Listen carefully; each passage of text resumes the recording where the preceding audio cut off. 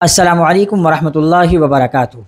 عید الاضحیٰ بہت قریب ہے۔ اس ویڈیو کے اندر ہم انشاءاللہ جانور کو قربان کرنے کا طریقہ جانیں گے۔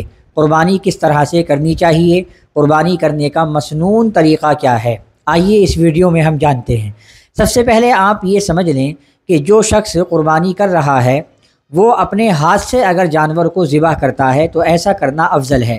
اللہ کے نبی صلی اللہ علیہ وسلم جانور کو اپنے ہاتھوں سے ذبح فرمایا کرتے تھے۔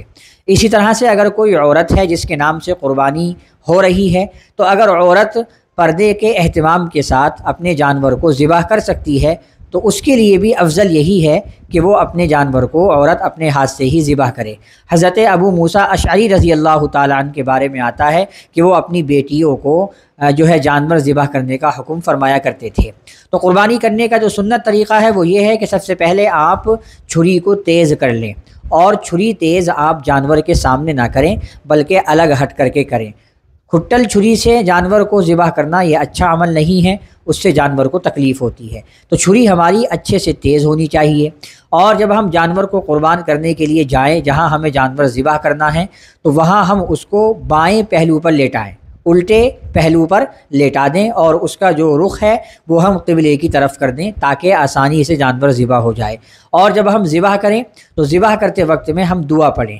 دعا کون سی پڑھنی ہے؟ جو کہ مسنون ہے، انی وجہت وجہی للذی فطر السماوات والارض حنیفا وما انا من المشرکین ان صلاتی ونسکی ومحیای ومماتی للہ رب العالمین لا شریک لہ وبذالک امرت وانا اول المسلمین۔ یہ ایک مکمل دعا ہے، آپ اس کو پڑھ لیں ذبح کرنے سے پہلے، اور جب ذبح کریں تو بسم اللہ اللہ اکبر بسم اللہ اللہ اکبر کہہ کر آپ ذبح کر دیں۔ اور جب جانور ذبح ہو جائے تو آپ اس دعا کو پڑھیں، اللہم تقبل منی کما تقبلت من خلیلک ابراہیم علیہ السلام و حبیبک محمد صلی اللہ علیہ وسلم۔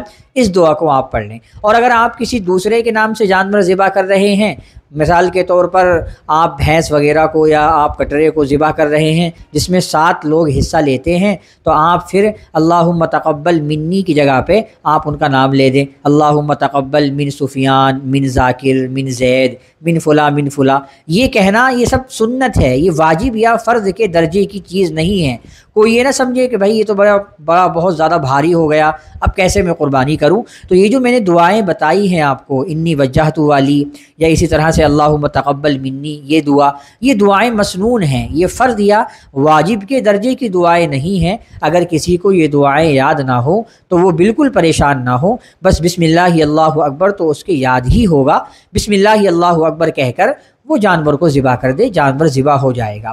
اس میں 2-3 مسئلے آپ یہ بھی سمجھ لیں کہ جب ہم جانور کو ذبح کرتے ہیں اور ایک صاحب نے چھری کو پکڑے ہوئے ہے اور وہ چھری چلا رہے ہیں، تو ایسا ہوتا ہے کبھی کبھی کہ 1-2 لوگ چھری پر ہاتھ اور رکھ دیتے ہیں۔ تو یہاں مسئلہ یہ ہے کہ جتنے لوگ بھی چھری پر ہاتھ رکھیں گے ان تمام کا بسم اللہ اللہ اکبر کہنا لازم ہے، ضروری ہے۔ اگر ان میں سے کسی ایک نے بھی نہ کہی اور جانور ذبح کر دیا تو جانور حلال نہیں مانا جائے گا، جانور حرام رہے گا، اور آپ کی قربانی بھی نہیں ہوگی، اس کا گوشت بھی حرام ہو جائے گا۔